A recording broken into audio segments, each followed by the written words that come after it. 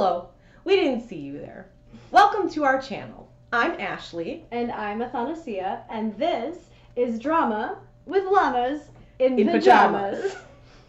You are not seeing our regular intro today because we've pulled back the curtain and are bringing you along for from the minute we start getting ready to perform. So,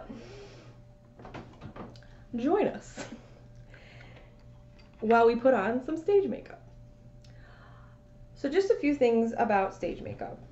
The first thing that we did is we made sure all the hair is off our faces. You've got to keep it all off your face.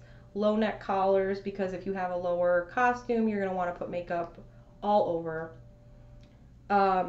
Stage makeup is a lot more like dramatic.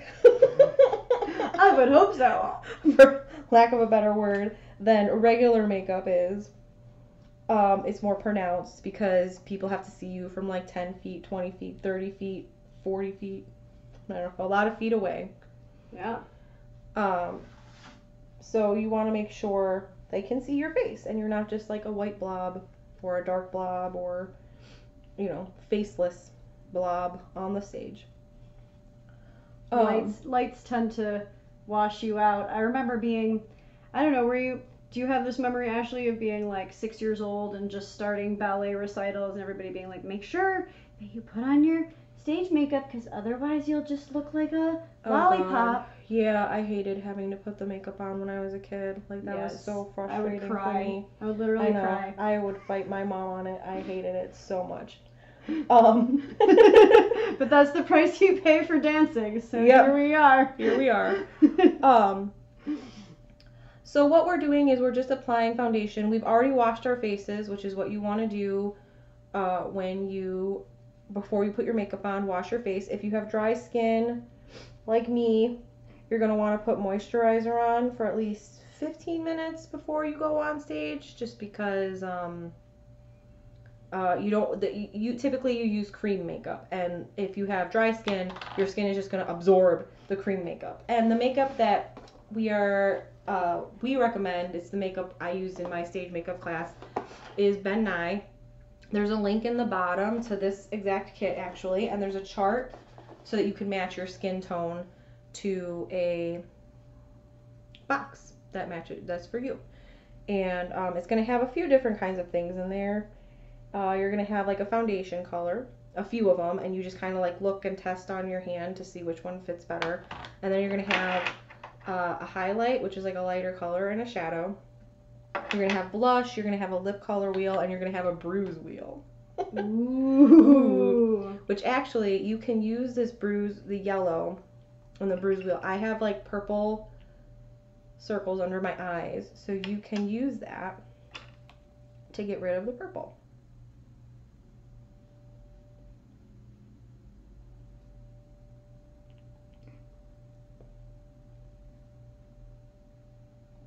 And then if you have blemishes, like I know they say to use green, but for stage makeup, you're going to want to use your highlight to cover up those blemishes.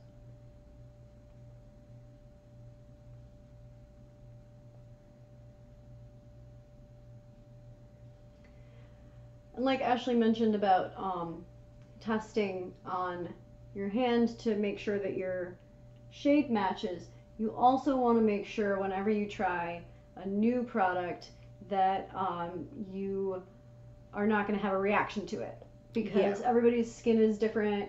Read the ingredients if you know that you've got an intolerance or an allergy, or listen to your healthcare professional. We're not doctors.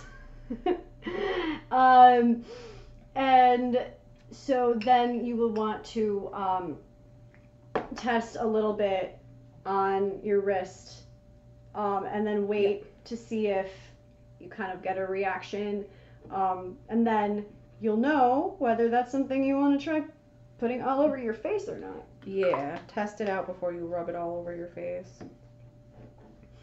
Also, when you have colors, blushes, lipsticks, eyeshadows, eyebrow pencils, whatever, you don't want to make a mistake that I made last summer that you'll see a picture of, where I didn't use hyperpigmented enough makeup. I used more like what was kind of trending to buy in everyday that was more of a, natural look. And I would look in these mirrors with the big lights backstage and look, I felt like I looked like a clown. I had so much on. And from the, back from the balcony, when the photographers were taking the publicity photos, almost none of it showed up. Like, I did look like I had a face. It did its job, but it was not an interesting, like, I didn't have beautiful colors or anything like that. So definitely want to make sure that you, when you look for your color makeup, get something hyperpigmented. Yeah, Ben Nye is really good. It's not the only stage makeup though. There are some other brands. I don't remember them off the top of my head. I apologize. Ben Nye is just the one that is my go-to, because when I took stage makeup class, that was what I was told to use. And you went to Columbia, right, Ashley? Yep, I went to Columbia College in Chicago, not to be confused with Columbia in New York. Right. Yeah, I mean, I guess if you're a theater person, you wouldn't confuse them, but but anybody should be able to watch our channel and not get confused. So thank you. Yes. So that's an extremely reputable art school, and we trust the advice that you got there. Yeah, all the teachers there, to work there, they have to be working in their profession also. So the woman who taught me how to do stage makeup was doing stage makeup for, like professional productions.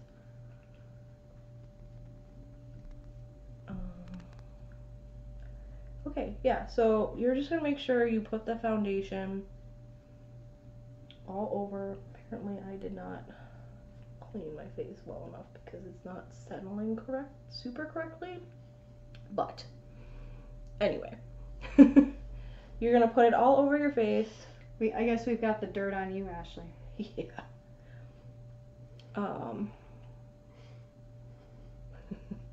Apologize. It was a minute before I washed my face. I probably should have washed it again right before we did this. But anyway, so you're going to put the foundation all over your face. Let me just make sure. Yeah. Also, you don't want to really be looking down. Typically, you're going to have a mirror in front of you. But this is our setup. So this is what we are working with. It's always good to have one of these to be able to bring, because ideally, you want to be in a theater that has a backstage area, that has mirrors, and that has backstage lights. But you don't always have that luxury. One of the theater companies, actually the first Shakespeare business I was a part of, we did our performances out of a bar. We did theater in the round and had people sit around the edge of the back room of this bar, and it was a very homey kind of a feel.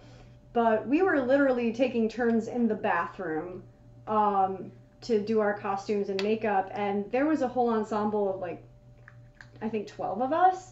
So if any customers needed to use the bathroom, then we just had to use whatever mirrors we could, just hiding behind the things that we hid behind before we entered in this unusual space in the bar. So it's good to have ways to improvise besides just when you forget your lines, which try not to forget your lines. Try not to forget your lines. Also, these mirrors are super helpful because they're one's like kind of a far away view, and then one's a really good close-up view, so you can make sure you're getting, there's no like weird detail and stuff going on your face. Yeah, so as we hope you know, in theater that that theater is not just in America. Or even in the English speaking world. Even in English speaking, yeah.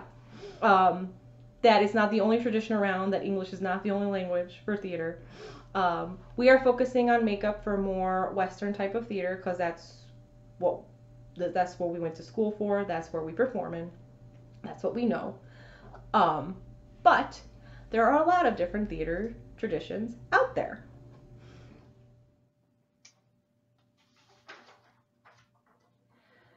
We thought we'd show you a couple other theater traditions while we're at it. These are not all the traditions that exist around the world, but we wanted to include a few examples. We have tried our very best to make sure we pronounce everything correctly, and we apologize if we still get it wrong.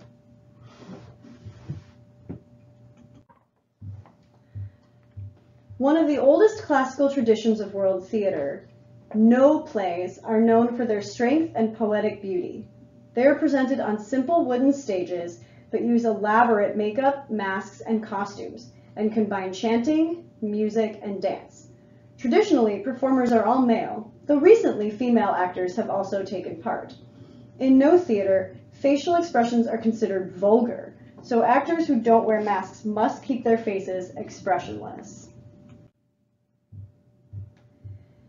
This style of theater is a variety of the folk opera of the Yoruba people of southwestern Nigeria. It's fairly new, having come up in the 1940s, and combines mime, traditional drumming, colorful costumes, and folklore. It focuses on satire of Yoruba types such as the jealous husband or the stingy father, Nigerian politics, and historical tragedy. There are many styles of theater in India, with different regions making their contribution. Kathakali comes from the southern region of Kerala and is based on one of the two famous Sanskrit epics, the Mahabharata, Ramayana being the other. It's a genre of classical Indian dance and is traditionally performed by male dancers. It relies on athletic movement, dramatic gestures and facial expressions aided by intricate makeup and unique face masks. Kathakali is heavy on surrealism, with characters representing gods, demons, saints, and animals. The pantomime, fondly called panto by the British, is a light-hearted comic play often based on fairy tales or nursery rhymes. It incorporates music hall traditions as well as eccentric humor. It's often put on during the Christmas holidays, and though it may seem like it's only for children, the panto is entertaining for all audiences because of its comedic nature. These days, soap stars, comedians, and reality show winners perform in pantos. Italian opera began in Florence in the 1500s, taking elements of Greek drama and madrigals or a cappella singing. Traditional operas are known for their dramatic style and consist of two styles of singing, recitative, which is more similar to speech, and aria, which is the more formal set piece aimed to highlight the solo singer.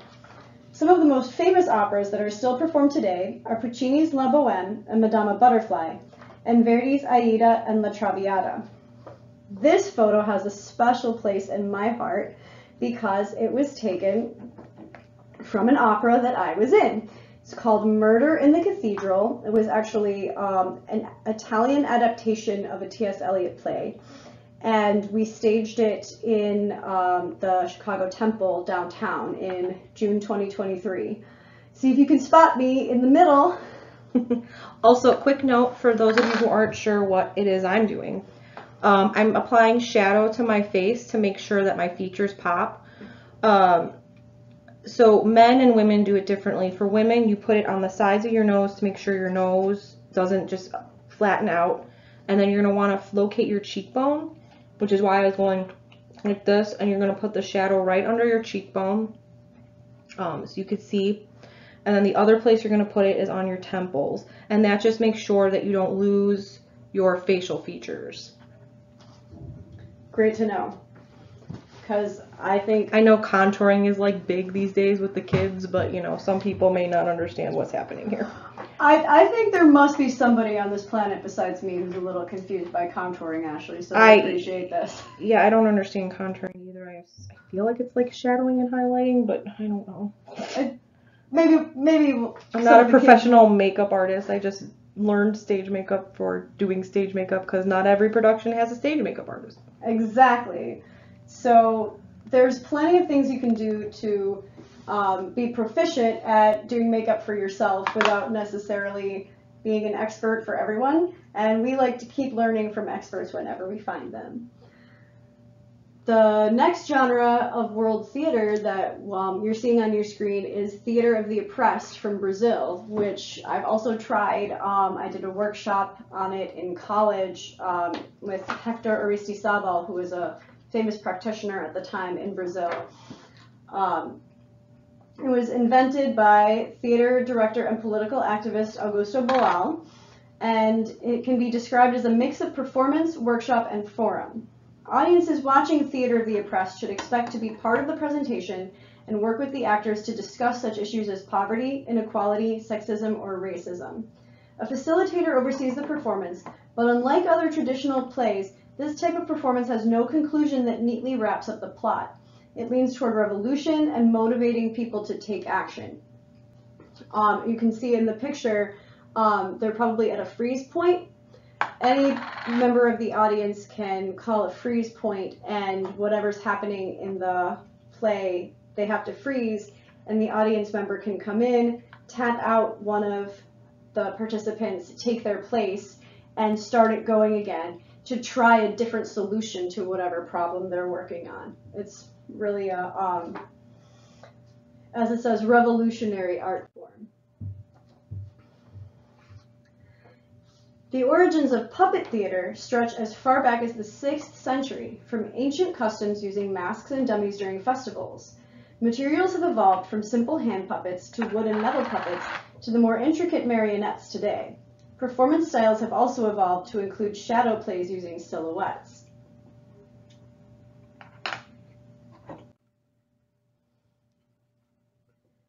This style of theater is a holdover from the days of Spanish colonization, pronounced zarzuela.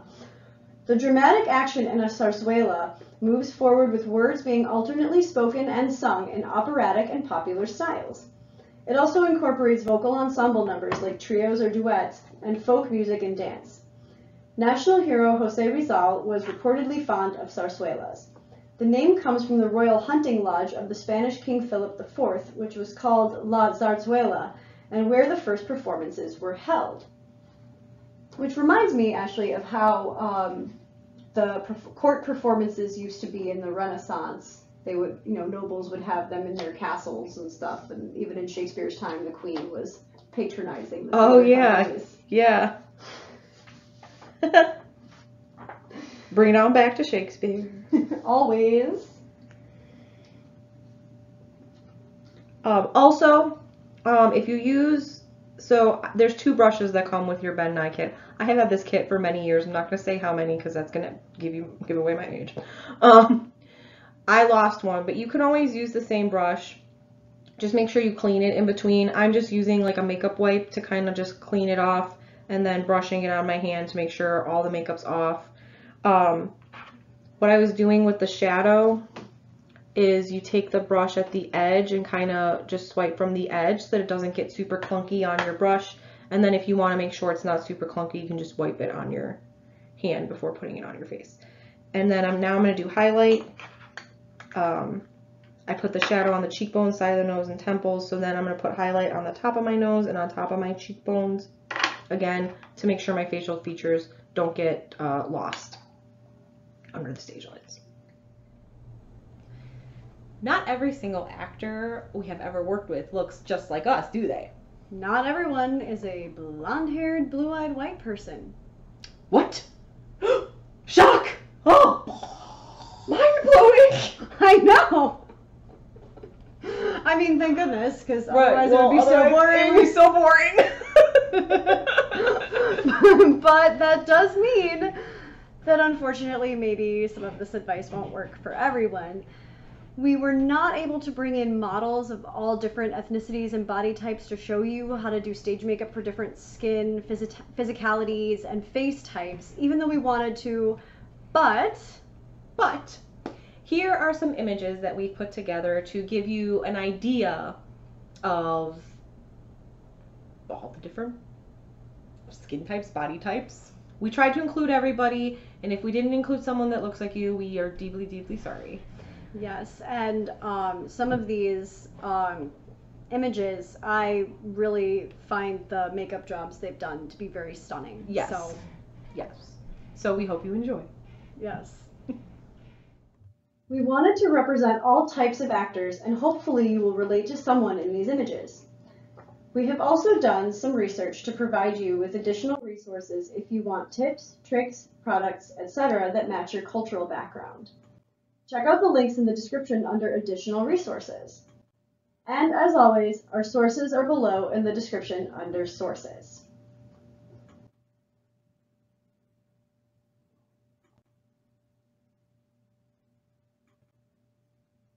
You can see there's a variety of different theater genres as well as different face and body types and cultural backgrounds performing. While we are unfortunately not able to bring all skin and body types to you in this video, we do have a special guest here with us today to talk about modifications for people with disabilities. Please welcome Molly.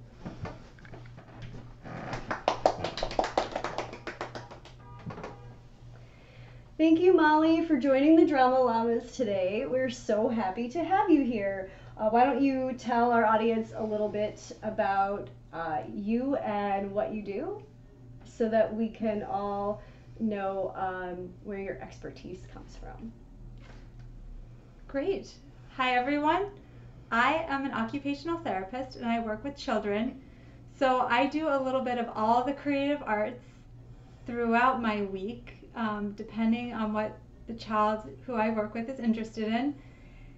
And that includes some makeup. So I'm here to explain a few modifications that can really help for various needs. Let's get started. Yes, let's.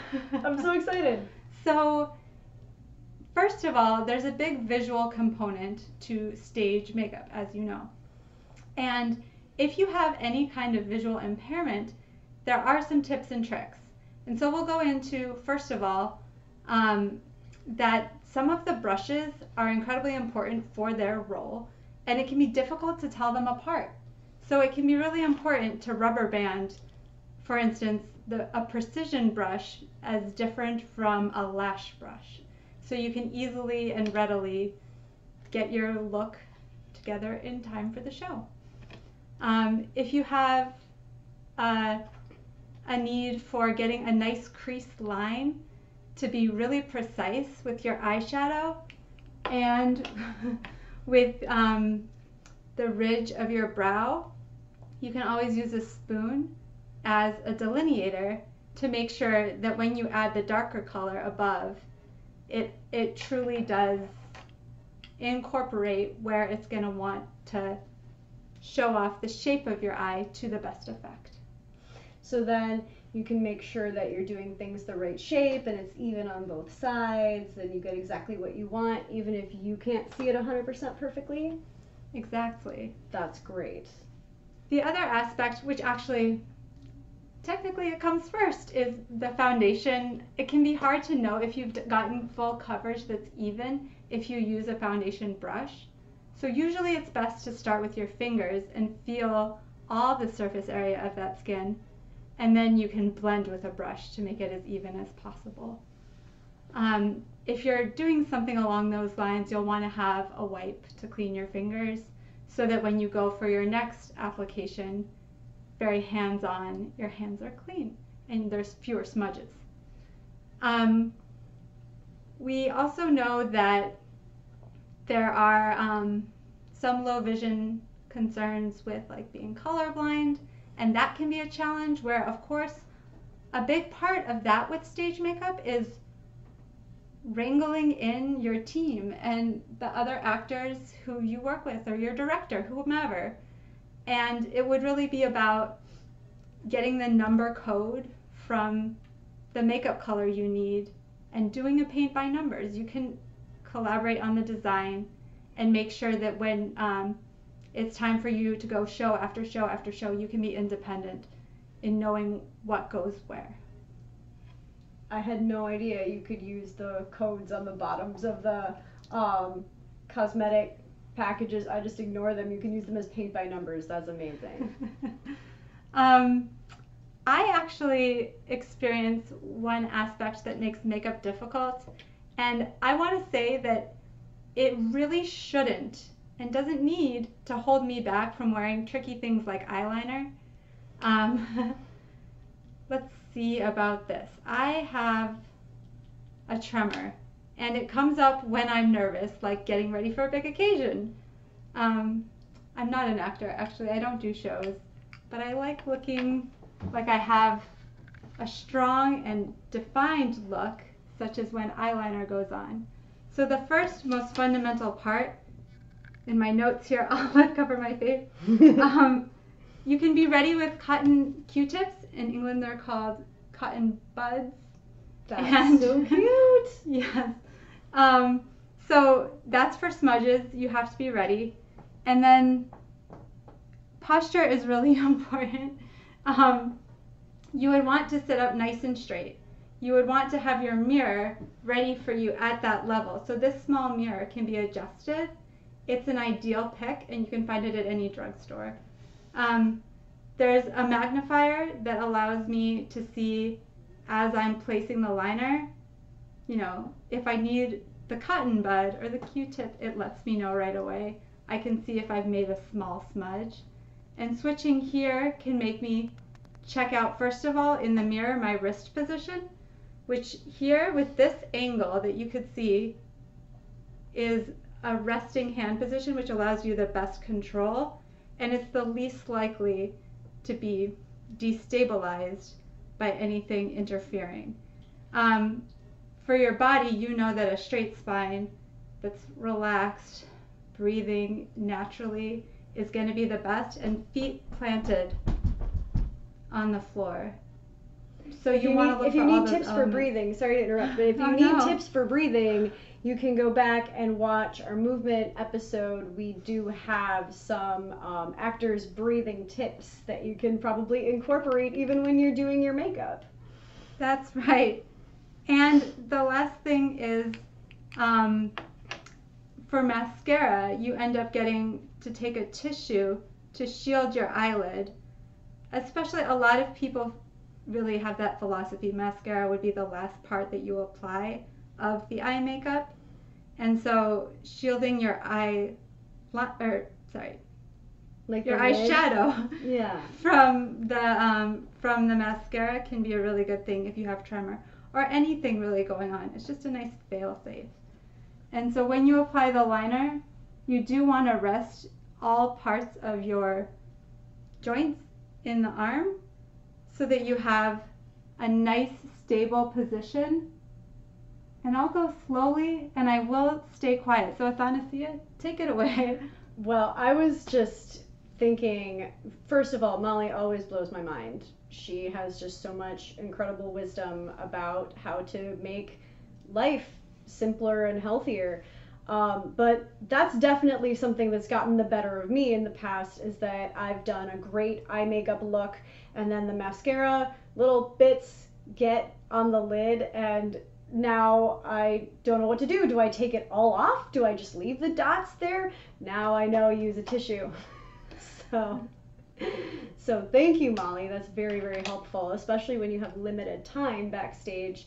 You know, if you also have to change into your costume, if you're doing a classical show, you might have a very complicated costume. You also have to do your physical and vocal warm-ups and meet with your director about, you know, any updates that are being given for your character. So there's a lot to squeeze in. Exactly. There's a lot to squeeze in, and this process can take time. So having a kind of self-care day, if there's any kind of pressure relief you can do, it's really a good idea. So the breathing, having great tunes, which I know this segment features, having a warm-up that gets you feeling spiced up and like you're ready for your technical skills to be really put to use. And that can be done even if you are, you know, rushing through your day at your day job, just taking that attention to yourself, which is really the health component as well for everybody. Facial massage is another favorite part for a warm-up that I really love. Ooh. And I don't know, for me personally, having the tremor means that I have to take a frame of mind. I'm caring for myself. This is something I'm worth it. I'm worth that extra time that it takes because I have to take such small strokes and maybe redo a few times. So yeah, it's that slogan. I'm worth it. Thank you. Thank you so much, Molly, for coming on the Drama Absolutely. Llamas channel. We hope to have you back Absolutely. sometime, and we appreciate all of these amazing tips that you have. Is there a place that people can find you if they want to learn more from you? I would say I work in the schools, and so ask your favorite local educator about their occupational therapist that they know, because if they're in the public schools, they know one. Excellent. All right. Thank you, Molly. Thank you. Wow, Molly was super knowledgeable. I know. I always learn something new from her. I'm so glad we were able to have her join us on Drama Llamas. Me too. Our first guest. Yes, our first guest.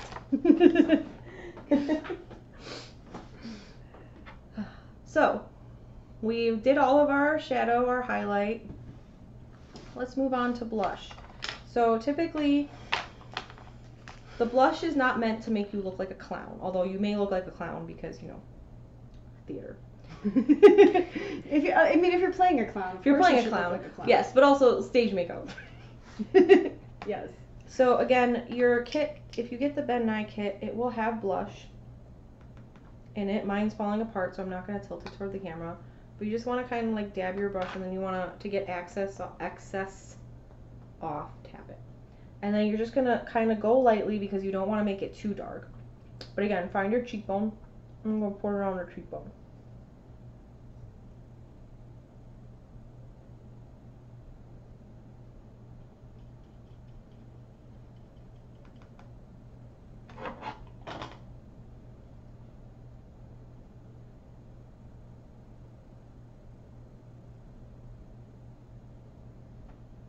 Whoop, that was a little too dark.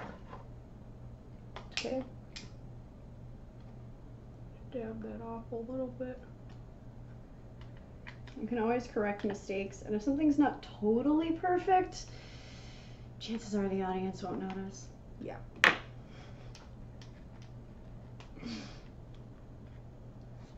Cover it up a little bit. Okay. I looked in the camera and I was like, whoa. Yeah.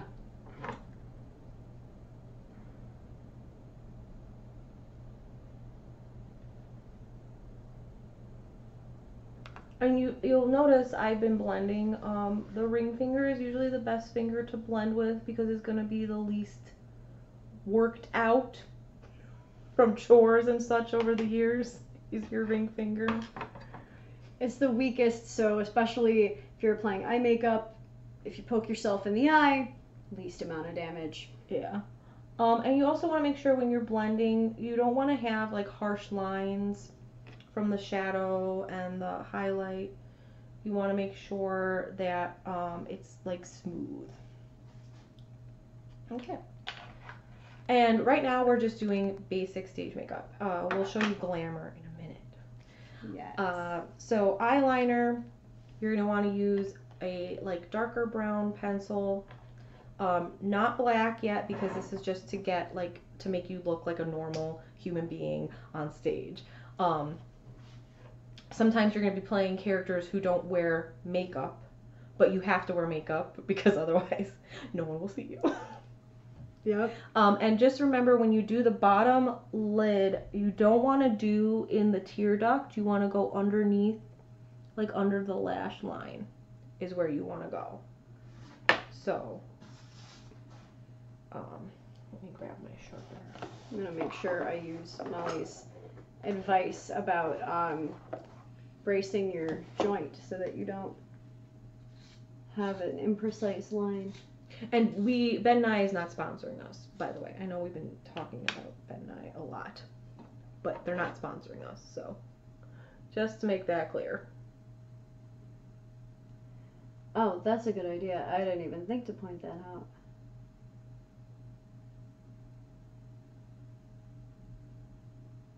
like I said, it's just the brand that I've always used in my stage makeup classes.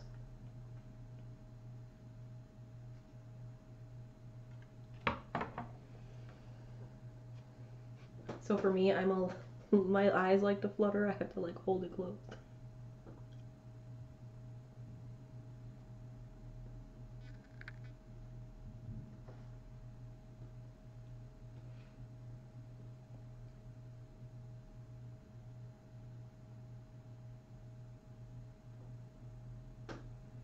But yeah, you're just lining the eye because the eye can also get washed out. Pretty much everything can get washed out on stage. And then you'll just look like a faceless blob. Yeah, a swatch of whatever your skin color is. Yep. You will look like a faceless blob.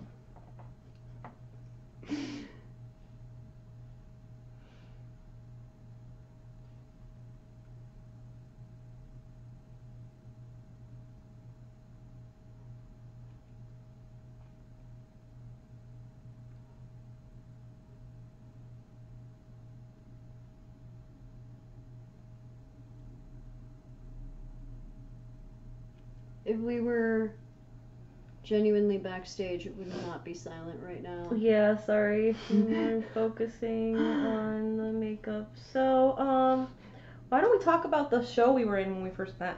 Yes, that's a great idea. It's a A little-known show. little-known show. If you've watched our other videos, which you totally should, go back and watch them if you haven't already.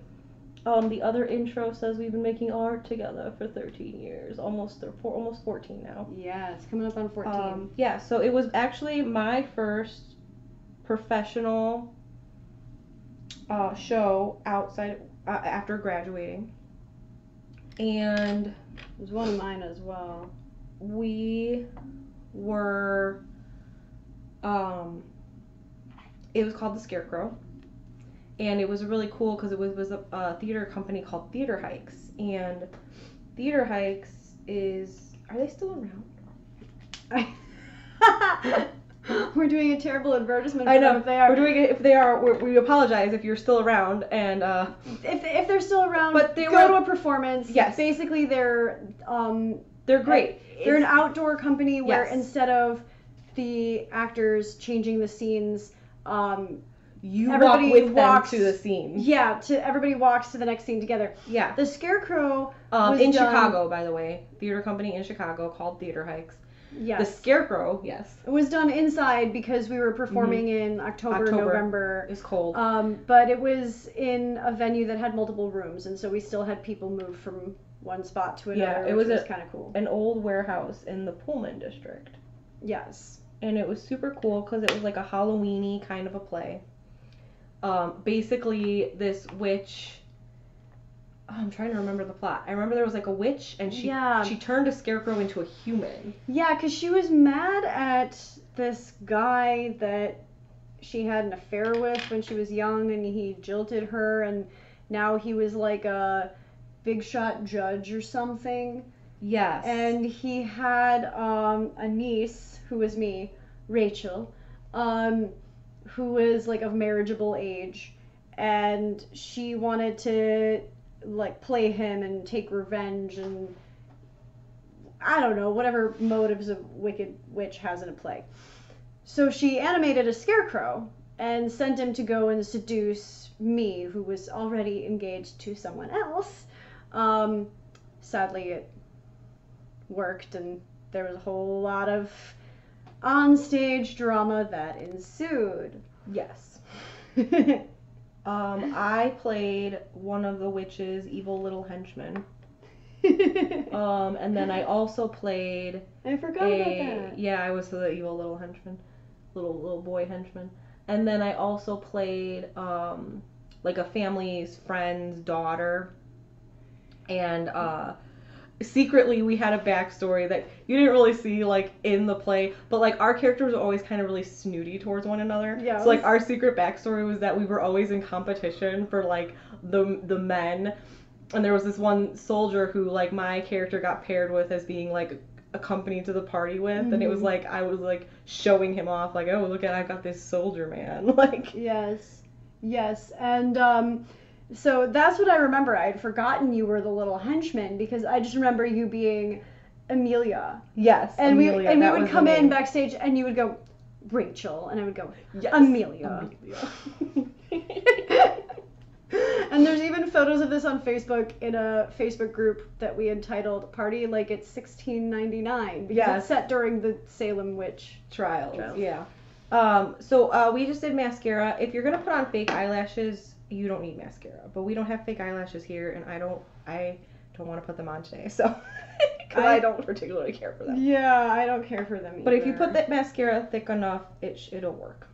Yeah, you really only use fake eyelashes if you're playing like a doll. You know, like extreme. Although for when I was in high school, my dance team, they made us wear fake eyelashes. Ugh, I would have quit. It really was annoying. Not even dancing is worth fake eyelashes for me. No. So then also, if you have lighter eyebrows like me, you're gonna want to make them more defined. So I'm gonna use the lighter brown pencil, and basically what you're gonna do is you're just gonna go through your eyebrow hairs and make little strokes. Like, you want to make sure you have a really thin tip. Nice thin tip so that the strokes are nice and thin. You're just going to kind of give yourself your eyebrows back. Yes. Eyebrows are terrible things to lose. Yes. And then the other play we were in together was we started a theater company. We did. Which for drama that couldn't be held for thy llama, we had to stop. Yes. Yes. And we did a play that was written specifically for our theater company called the Cassandra Sisters, where we played sisters whose father died, mother died. I think the father had died the year before, and now it was the grandmother. I think it was the grandmother. The grandmother. And yeah, we were, I think, twins, and we were Yes. very different from each other. My character was married and had a child, and my husband and I had started a business, and I hadn't been able to come back and see the grandma before she died when she was sick because we were like running our business and life was crazy. And you had some kind of globe-trotting, like, artistic lifestyle, right? Yeah. And so we each had the perspective that the other one kind of didn't understand the situation that well with the family, and we each had knowledge that the other one didn't. And there was a great scene where we like went through an old trunk and there was swing dancing music and and we we like kind of all like the secrets, learned all the secrets of the family and like flashed back through the decades. Yeah. So that was a fun play. Yes. To do. I also did another Theater Hikes production without a Thonacea. Yes. It was called Night of the Living Dead. Yes. And it was the movie Night of the Living Dead, zombies and whatnot. And that was fun. My first character was a zombie and a zombie play? No. And a zombie play. And I got my neck broken in like the first few seconds of the play. Oh no. Yeah, so that was fun. That's fun. For eyeshadow, if you're doing just basic makeup, you're going to want to try to do neutral tones. You're going to want to put like a neutral color on your eyelid, and then up on the brow part up here is where you're going to want to put a lighter color, which would be like a highlight. And then you're going to put in the crease a darker color. I'm just using, this does not come with the Ben Nye kit. You have to get your own eyeshadow. Also, mascara doesn't come with the Ben Nye kit, so you have to get your own mascara. But Does eyeliner come with it, or is yeah, that separate eyeliner as well? comes with it. Yeah, you'll get a Okay. light brown pencil, a dark brown pencil, and then a black pencil.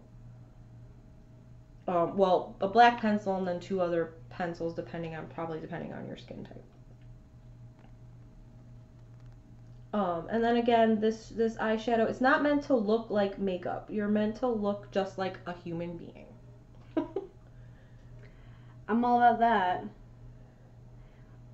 My eyelashes are very long.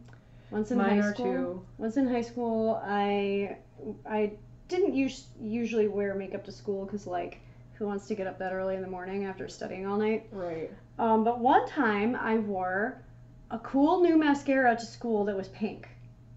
Oh, cool. I loved my new pink mascara. And a friend of mine in my first period class, like, stared at me real close. She goes, "You should never wear mascara.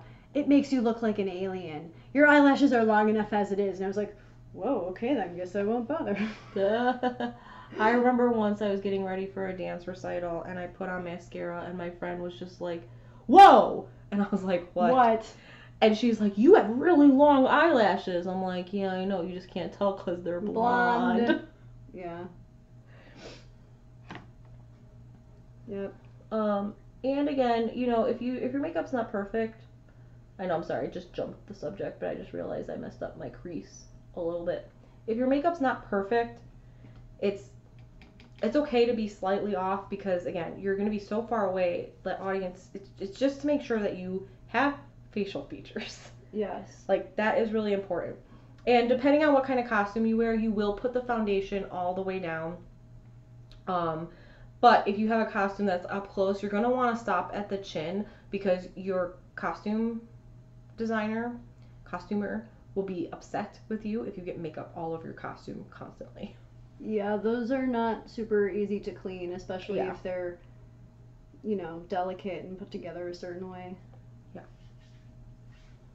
So then after you've done your makeup, you're going to want to get some setting powder and a powder proof brush thing. It's going to help keep the makeup in place. So you just kind of like put a little bit on the powder proof and then you're going to kind of like mush it in on the powder proof. Get it on there. So it's nice and like smushed on. And then you're going to put it on your face, but you're just going to kind of roll it. So you don't want to like, you want to just roll. You don't want to like pout your head. You don't want to wipe. You just want to roll.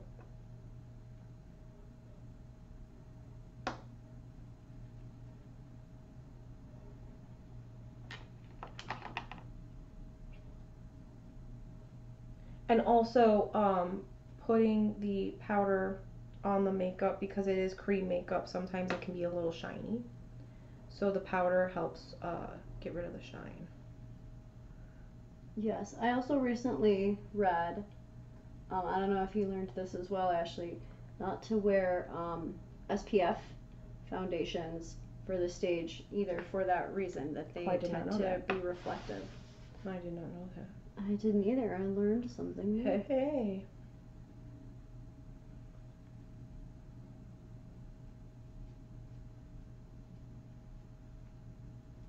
You might think that we're just all about, like, learn this information for the channel. No, this is our lives. Like, we're nerds and we learn this stuff all the the time. Yeah. Yes. And then if you have any excess powder, you can just make sure the blush is off your brush. And just kind of like clean it up a little bit. Yeah. So, if we were standing like really far away, you'd be able to see that you can still see our features. Yes. And then the last thing that you're going to want to do is you're going to want to put on some neutral lipstick. And in the Ben Nye kit, there is a color wheel, but you could also just get regular neutral lipstick to put that on. And you're not going to line your lips or anything like that. You just want to make sure they're nice and neutral. If you have drier lips, you could put on some chapstick prior to putting on the lipstick.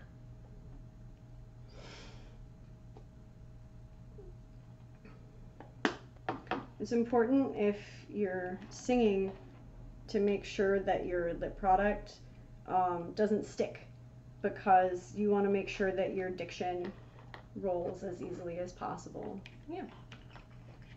Did you need neutral lipstick? I think this should be fine. It's not neutral. It's not as neutral as yours, but on me, it doesn't come off. Okay. I mean, that's fine. We're moving on to glamour anyway. Well, we're gonna be glamour. Woohoo. So this is just your basic makeup because, like I said, not every character you play is gonna be someone who wears makeup. You may play, like, you know, a street person. They're not gonna be wearing makeup. Or, I don't know. You may be just waking up. Yep. Or, you know, at home. You may be someone who is low income, or who doesn't follow trends. Definitely, you know, if you're playing a man, or if you are a man, unless you're in, you know, the time of Louis the 16th, you're not going to be wearing makeup. Or drag. You could be a drag queen. But I mean, typically True. in plays, if you're a man playing, if you're a woman playing a man, you're not going to have a lot of makeup. Like in the 12th Night, for example. Absolutely. If you are being Viola dressed as a man, you're not going to be wearing lipstick. Yes, and she, you know, that director would have to work with the script to make sure that she had enough time in between the first scene when she's in female dress and she gets shipwrecked and arrives, before she then appears in disguise, to be able to wipe and redo basic makeup. Yes. Or maybe they make the choice that Viola is not someone who wears makeup. That's something that would have to you have to discuss that. Figure that out. Personally, as a director, I would want to have as much of a contrast between the beginning and the disguise as possible. I agree. I'm trying to remember the script. I feel like there's enough time in between, especially if you have people helping. But, you know, those are things to think about, things to discuss when you get put in roles like that. So anyway, basic theater makeup. We're ready to go on stage and perform, and we won't be faceless blobs on the stage. Absolutely. That's wonderful. Yes. I just gave myself a high five, and then I was like, why am I high-fiving myself? Anyway. Okay, Ashley. You've been keeping a lot of this knowledge in your head, so you deserve a high five. I know. Yes, thank you. Good job. Okay, so now let's go ahead and do some glamour. All right. Glamour makeup. So the first thing you're going to want to do is you're going to want to darken your blush just a little bit. I am looking at the camera. It seems like my blush is pretty dark, but then I look in the mirror and it's not super dark, so I'm just going to go a little bit darker probably. Trying to think if I have any like funny makeup stories, like stage makeup stories. I can't really think of any. My funniest stories are just like being a kid, not wanting to do it for ballet, but oh my god, and having to pull your hair back as a kid for ballet and those tight buns. I cried. Yeah. And oh my god, I don't know why my mom put up with it. I didn't really care about that. What I hated were when I got a little older and they made us use hairnets. I just felt kind of icky. Oh really? Yeah. I liked the hairnet. I thought it helped so much holding the bun together. Yeah, because I always had such an issue with keeping my bun in place, and I thought the hairnet.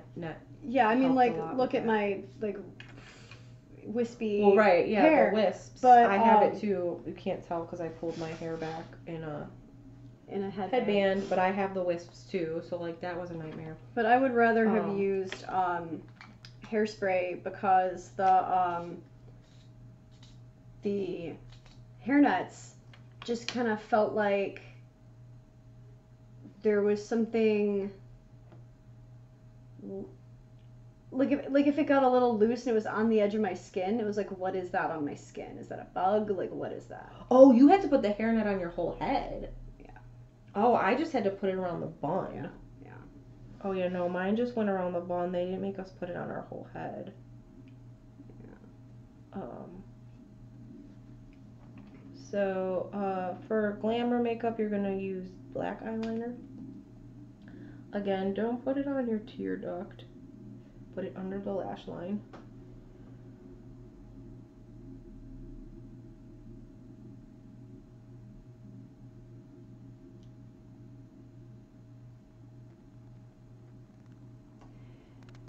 When it was lockdown, did you find yourself doing stage makeup for Zoom calls? No. I actually, when I had to do Zoom calls at work, I would turn the camera off.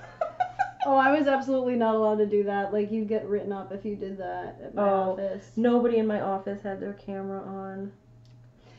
Yeah, there was literally a policy that was emailed around that said it is very disrespectful to have your camera off. If your camera is off, it's like you may as well not be there. So, the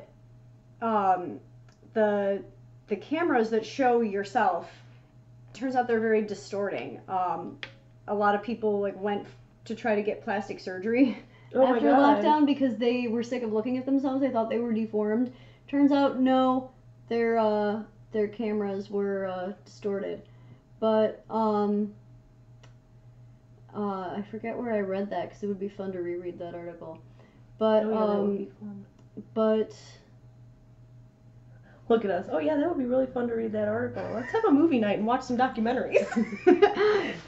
Welcome to the Drama Llamas.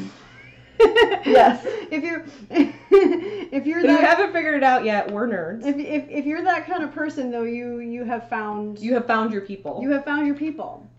Or should I say your llamas? Your llamas. Yes, you have found your llamas.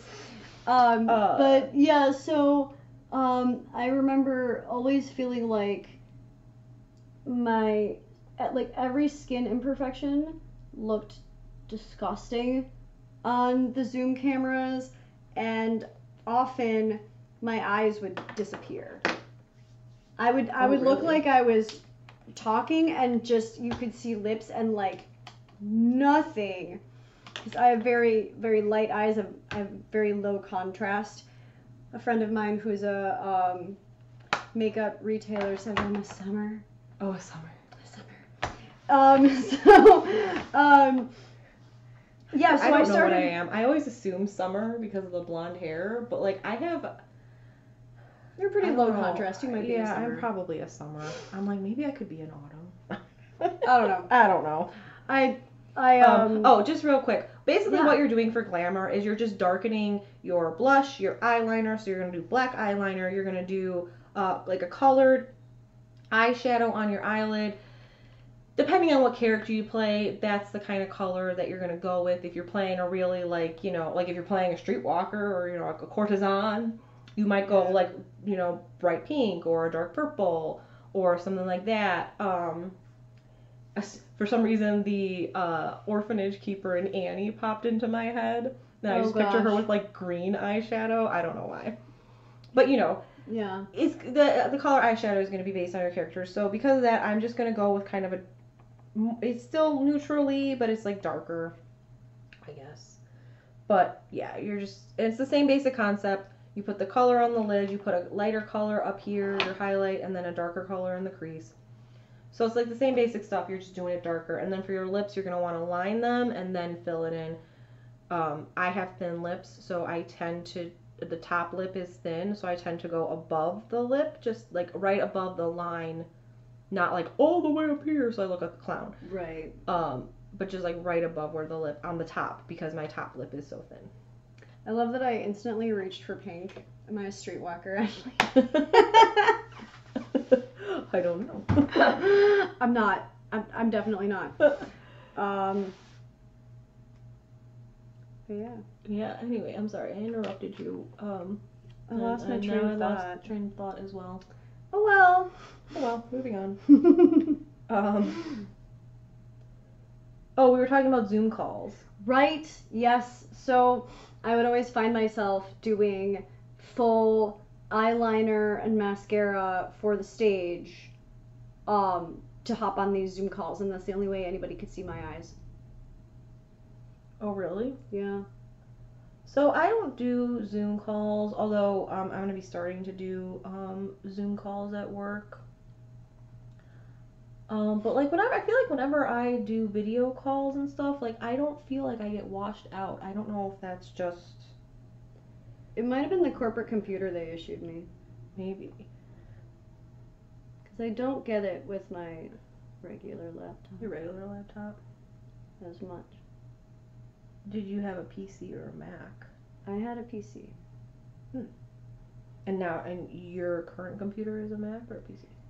It's a PC. I have a I'm wondering if maybe it was like a contrast between Mac and PC. No, but it could be because my regular laptop is like a tablet laptop combo. Oh, gotcha. It's a Surface Book, so Yeah. also not a tech expert. You're seeing everything that we know a little bit about and not everything about today. Yeah, we don't really. We know you all ask us about tech and we're like, huh? we know all the things about Shakespeare, But and yeah. we know many of the things We know about preparing for a show. But you throw something about tech at me and I'm like, oh. Okay. Yeah, I mean, in my theater program, they did make us learn tech. Granted, I'm attending my 15th college reunion in the fall. So, yeah, we had to learn all the aspects of theater actually, and I actually really loved set design. Yeah. I was actually contemplating when I did the set design class, changing my major to set design. Really? Because when I was younger, I don't know if you're familiar with The Sims. Not really. I mean, I've So heard this of is it, like but virtual. I didn't use it. You know generally what it is? I know generally what it is. Okay, yeah. So I used to love to not play with the people. I just love to build houses. Fair enough. And design houses. And actually, for a while when I was a kid, I thought about being an architect. But I went to school at Columbia, and they made you take all of them. You had to do directing, lighting, costuming, stage design. You didn't have to do stage makeup, but I did it because I thought it was cool. Yeah. And I lost my train of thought. Well, you thought about changing your major? Oh yeah, I thought about changing my major to set design because I was like, oh my god, this is so cool. It's like designing things in The Sims. Well, I'm glad you didn't, because otherwise we wouldn't have met. Exactly, yeah, we wouldn't have met if I did, so you know. Yeah. At least not until much later. I mean, maybe you would have set designed something I was in. Maybe. That would have been cool. That would have been cool. At my school, we only had to do one tech class otherwise, but we did have to take one like gen ed class freshman year where we learned a little bit of everything. I chose costumes. Oh. And I learned how to sew in costumes. Oh geez, yes, I'm sorry. No worries. I will sweep that up later, I promise. Oh my Apologize. goodness, are you Huh? lost? You lost so much of your. Oh no, that's no, fine. it was from the pencil Oh, sharpener. it's from the pencil sharpener. No worries, and that can just go in the trash. No worries, and we don't have to feel guilty about losing it. Yeah, no, I didn't lose anything. I just I dropped the pencil sharpener and the lid wasn't on as tight as I thought, and everything popped out. You're so right. I will sweep that up for you later. I mean, that's what brooms are for. Right. For reals. But yeah, I loved being in the costume shop.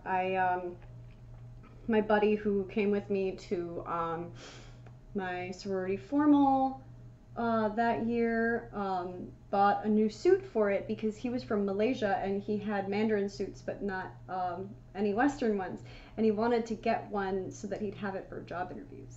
So the formal was an excuse for him to get a new suit, and I actually altered his suit for him, which I was super proud of myself for doing. And then we had, like, for our final, we had to design a bag, like a purse or carry bag of some kind, and execute it.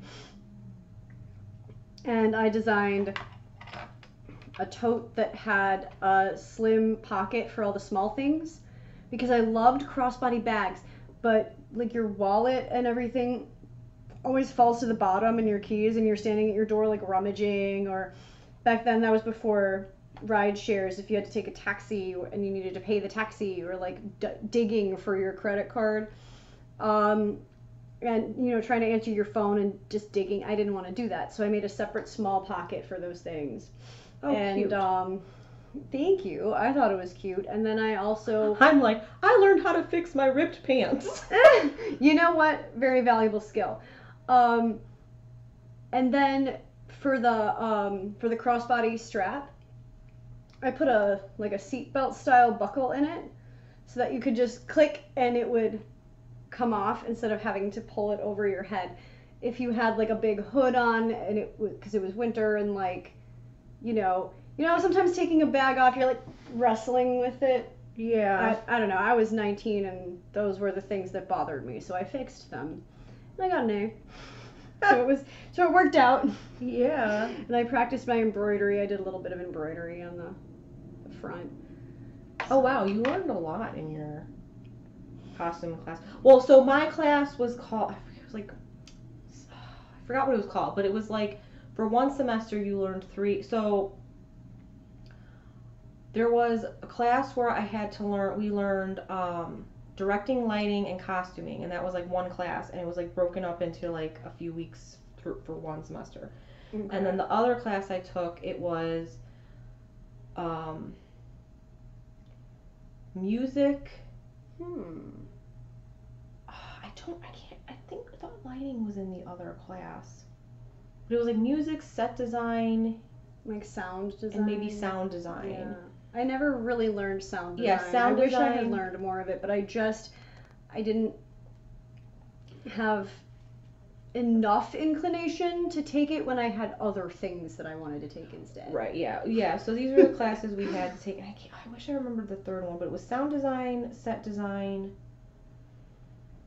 I can't remember what the third one was. But like these were classes that you took, and it was like you learned 3 different things in them, because if acting was your main focus, like there was more acting classes that you had to take. So Right. that's how it worked. So it's not like I took a class for each of those things. They were like kind of combined. You had to get a smattering. Yeah, smattering. Like, yeah, you just kind of got like a smattering of it. So like my sewing skills were not as great as yours. But I can fix my pants if they rip. So Yeah. Or my shirts when they rip. So, you know. Definitely. You know, I don't have a sewing machine, and with my visual impairment, I don't like to use a sewing machine by myself, because I don't want to, you know, set things wrong and have it go kind of crazy. So if I'm going to use a sewing machine, I want to be around to have somebody be like double checking that I've done all the settings properly.